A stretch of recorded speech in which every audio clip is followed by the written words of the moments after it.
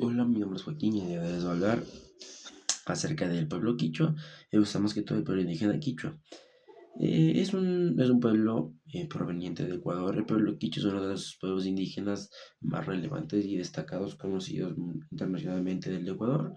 Es bastante destacado por su historia, sus culturas y tradiciones. Muy bien, el Imperio Inca y hasta hoy, junto al Imperio Inca con esta población quichua, mantiene sus tradiciones, idiomas y costumbres que al pasar de los años la gente las va perdiendo y se va actualizando más a lo que es hoy en día la blanquitud y eso, ¿ok? Entonces su vestimenta tradicional vendría a ser el hombre los ponchos y un pantalón blanco, las mujeres una blusa bordada, collares y demás. Entre sus aportes a la sociedad podríamos nosotros decir que nos ayudan con plantas medicinales, medicinas tradicionales y todo lo demás. Muchísimas gracias.